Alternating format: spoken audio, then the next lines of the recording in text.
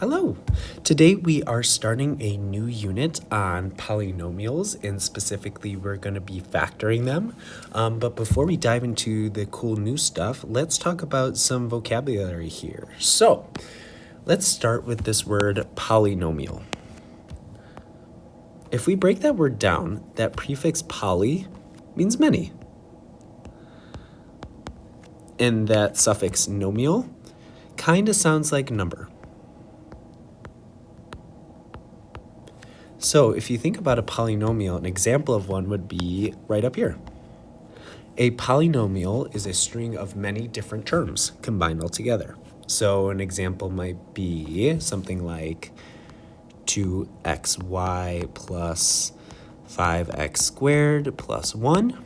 Or it might be something a little bit more traditional, which you might see more frequently, something like this. Normally, there is variables and there's constants in there. So let's talk about terms now. So polynomials are made up of several terms, which are separated by addition and subtraction. So if you take a look here, you can see that there are actually 4 different terms. A cubic term, meaning referring to the x to the power 3. A quadratic term, which although maybe sounds like 4, refers to your x squared. You have a linear term and then a constant. So algebraic terms are separated by addition or subtraction. Coefficient is probably a vocabulary word that you saw before. If you think about that prefix co means together. Think about my lovely co-teacher, Miss Barrett or Mr. Rupp. That's the person I am teaching together with. So if I have a coefficient, that is the number in front of the variable. So the coefficient here would be 3. Degree might be a new term for you, but it's something that you should be familiar with. You maybe just don't know the name of it, for example. So if we have that same polynomial here, this is still a polynomial, even though it has one term. The degree of this polynomial would not actually be 3, not the coefficient, but rather the exponent.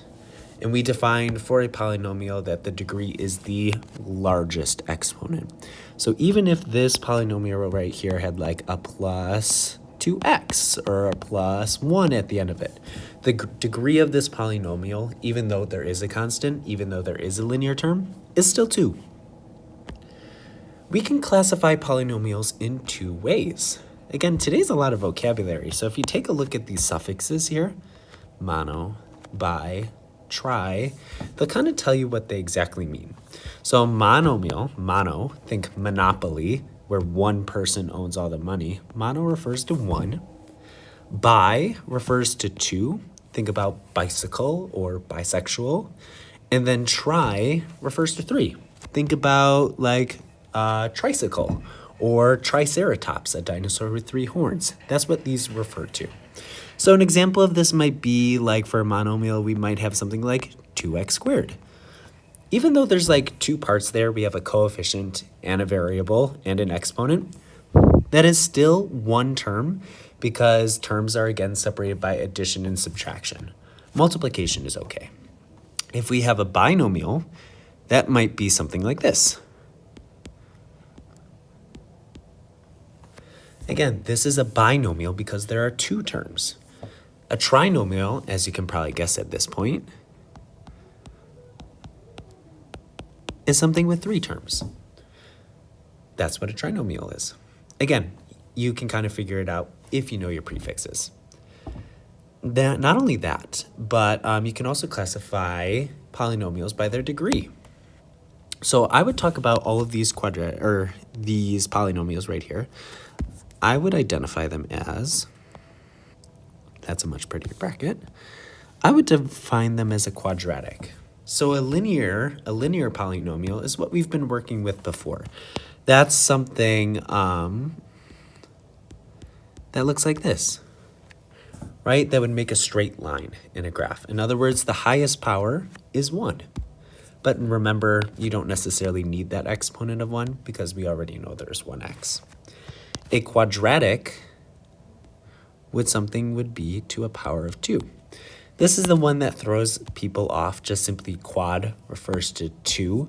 The reason why this refers to x squared or something with a degree of 2 is because when you have a square, the area of that square is units squared. That's why. Talking about a cubic, think about a cube that has 3 dimensions. So a cubic is going to be something to the 3rd power. That would be an example of a cubic function. Again, notice how these are all still binomials, but the first one is a linear binomial, the second one is a quadratic binomial, and the third one is a cubic binomial, because again, they all have 2 terms, but different degrees. So, I want to take some time now to pause here and give you a chance to actually practice putting this vocabulary to use. Vocabulary makes hard things easier, and it makes talking about the math a little bit easier, so that's why we're taking the time to talk about this today. Please match A, B, C, D, E, and F to 1 through 6. I will give you some time now, and then I will reveal an answer key. So, breaking this down, let's start with, I'm going to start with the answers and match them there. So I notice that this F is just a -2. It does not have a variable, which means it's pretty clear to me that this is a constant. Taking a look at E, that has a degree of 2. So I know it's a quadratic, and there are 2 terms. So that is also a binomial, quadratic binomial. D is still a quadratic because the degree is 2, but there's 3 terms, so that's a quadratic trinomial. C, there's only 1 term there because there's only 1 subtraction sign, so that is already going to be a monomial, and the only monomial is cubic, and cubic refers to the power of 3, so I know I'm good. B is a binomial because there's 2 terms, and it's linear because this has a degree of 1. Lastly, if you take a look at 5, how is 5 different than the other ones? You might notice here that this x, the variable, is no longer a base. In fact, x is the exponent, which means this is not a polynomial, but rather an exponential. Small difference, but it has a big impact. That is not a polynomial. Okay, let's flip over to the next page, and let's talk about standard form. Wouldn't it be weird if someone just called me Stack Matthew? Yes, that is my name, but it should go in a correct order, right? It should be Matthew Stack. When you think about standard form, it is the same exact logic. If you have something like this, 1 plus 2x plus x squared, this just looks wrong to a mathematician. The highest degree term generally goes first. So I would rearrange this in standard form to put the highest degree power first. And it kind of goes in descending order. So x squared, x to the first, and then the constant. It kind of waterfalls down in degree. So if we were to do an example together, let's take a look at this first one. So taking a look at my terms, I have an x to the 5th. I have an x to the 3rd. I have an x squared, a 3x. So x to the 5th is my highest power one. Next is x to the 3rd power, so that's minus 4x cubed. I would even cross out these terms as you're kind of adding them on to the polynomial here. Next is your x squared. Next is your 3x. Again, that's positive 3x by default. And then we add 10 on as my constant term. So this polynomial has 5 terms, and it goes from least to greatest in terms of its exponents, so we're good. Let's do a second one together as well. Breaking this down, number of terms, I like to put these little bars in between just to separate the terms. And I see this as 1, 2, 3, 4 terms. The constant is the number without a variable, so that is going to be 7. The leading coefficient, we forgot to kind of touch about this, but the leading coefficient is the coefficient or the number in front of the highest degree term. So here you might think it's negative 13, but it's not. It's actually negative 1. And here's why. If you were to rearrange this polynomial into standard form, starting with the highest degree power, negative x to the fourth, plus 22x squared, I did my 2's differently there, minus 13x plus 7, you'll see even though the x to the fourth term, even though it's not in front, is still the leading term. That is why the leading coefficient here is negative 1. The degree is also 4, because that's the highest degree term, even though there's an x squared. Lastly, let's make sure that you got this. So I'm going to give you some time now to try this on your own. And going over this, I'm just going to start with standard form, x to the fifth minus 7x squared plus 7 plus x plus 12. Can't hurt to get organized first. I see this as 1, 2, 3, 4 terms. The constant is 12. The leading coefficient, since there is none, there is a 1 there, a sneaky 1, and the degree ends up being 5. Yippee. I want you guys to practice using this vocabulary when we're kind of going through here, and I'll also be deliberate when I'm explaining to use this vocabulary, just so it stays in your mind. Let's talk about multiplying polynomials, though, because we can actually combine these together with multiplication, even though there might not be like terms. So when we say multiplying, and there's something outside of that parentheses, you probably know the name for this. Begins with a D. We are going to distribute. Just how like you can distribute a gift to several other people, you're going to distribute something here in each of these problems because this is multiplication. Taking a look at number 1. Do you have any ideas on what to multiply here? I will give you some time to do this individually. And then afterwards, I'll give you a cue. And you'll turn to a partner next to you and compare.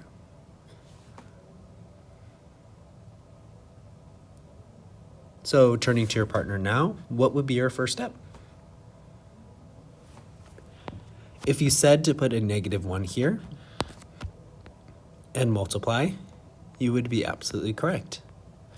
And when we do that, we get negative 3x squared plus 2x minus 5, because at the end of the day, a negative times a negative is a positive. Rocking and rolling on to number 2. We probably saw this in our Desmos activity for today, but here's the thing. When we multiply out here, and sadly my pen just died, womp womp, let's take a look what happens here. So if I distribute, you'll notice that there are some x's and some y variables. Here's what's going to happen. You can kind of think about the coefficients a little bit separately than the variables. So for this first term, you just do 4 times 3, which ends up being 12. That's your coefficient. And then y squared times y to the third. When you multiply powers, you add their exponents. So that's y to the fifth. So like if you just want to write a little note to yourself, that would be a good idea. So if you do like x to the fifth times x to the third, you add those powers to get x to the eighth. When you multiply powers, you add their exponents. Let's deal with the rest of the distribution. Since it's addition here, it's definitely going to be addition for the second term. 4y squared times xy. Barrett does a really good job teaching this, but whenever you see like there's no number in front, just put a coefficient of 1. Whenever you don't see an exponent, that in that same logic also has an exponent of 1. So when I multiply this out, 4 times 1 is 4. X, there's no other x to pair up with, so that's still x. And then we get y to the third if we add those exponents on the y. Let's do the rest here. Negative times a positive is a negative for that coefficient. We get xy squared plus 16y squared. And if you notice here, this is in standard form because our highest power is first which is y to the 5th, and our lowest power is last, which is y squared. These are kind of in between because they have powers of x and powers of y. Cool. Let's deal with 3. I'm going to give you a chance to try this on your own. I'll give you like 30 seconds.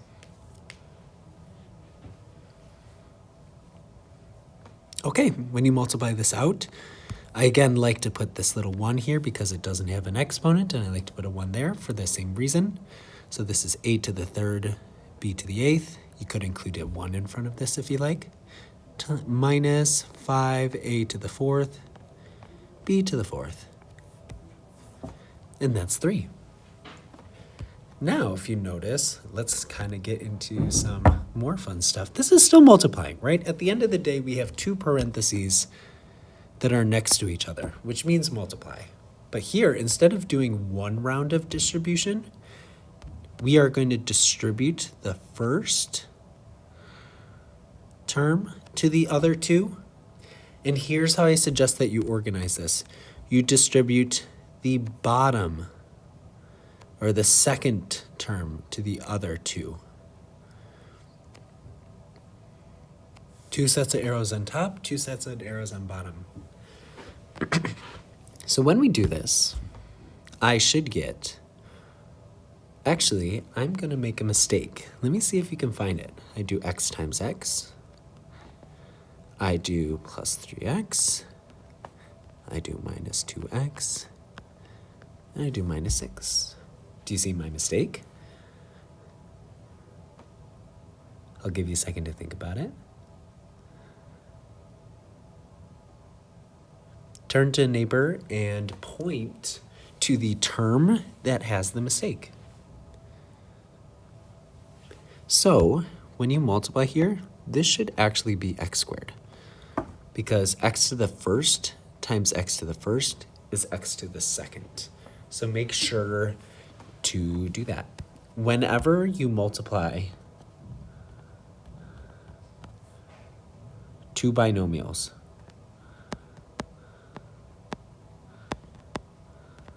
right? When you have a set of parentheses times a set of parentheses with 2 terms each, you need to make sure that you have an x squared term.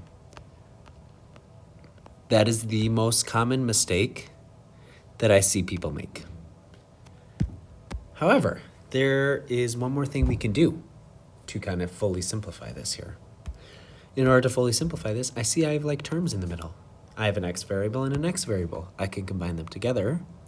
3 things take away 2 things is 1 thing. Again, you don't necessarily need that one, but if you like putting it in there, totally great. Don't forget your x squared term. Let's take a look at 5. Again, I have a binomial multiplied by another binomial. What do you notice here? You actually notice that these are called conjugates. One is a negative and one is a positive, and the x's are the same. Let's see what happens when I multiply these. X times x, x times 9, and then I also do negative 9 times x and negative 9 times 9. Pay attention to my colors here. After that, I get x squared plus 9x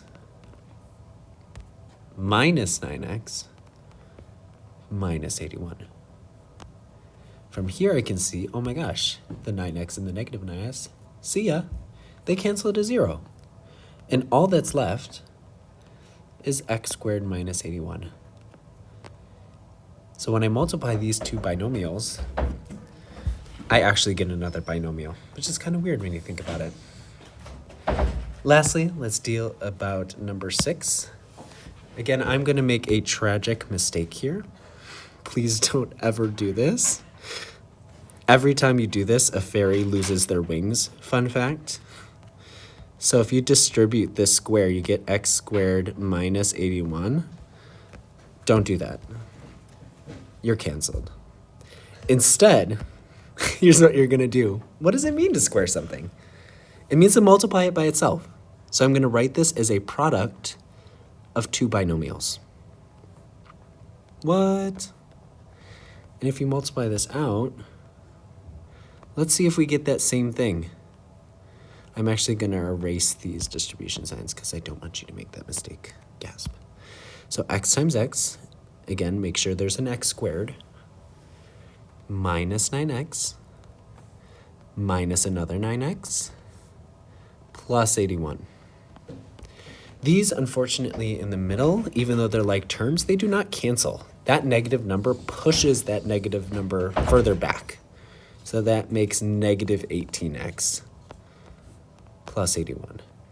And you can see here, the reason why you don't distribute that square is because it's missing the x term in the middle.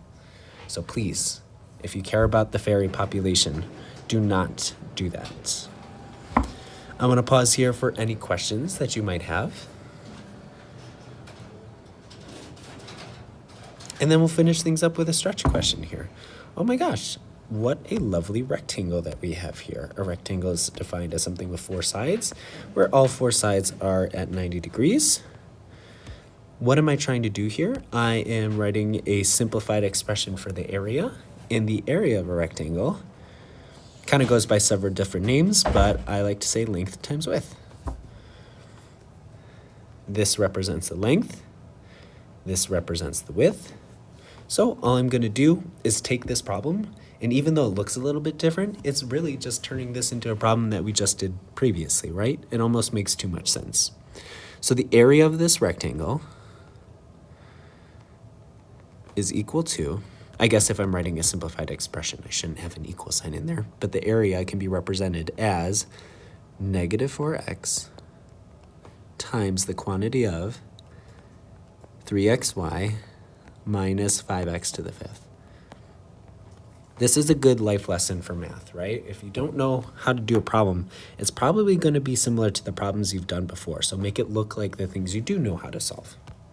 From here, I am going to distribute my negative 4x to get a simplified expression. And in doing that, a negative times a positive is a negative. X times x is x squared. That y trails along. A negative times a negative is a positive. That's my coefficient for the second term. And I get x to the 6th. That is the simplified expression that represents my area. Thank you for listening. We are going to transition to our next thing, which I haven't decided on yet. Yippee! Bye!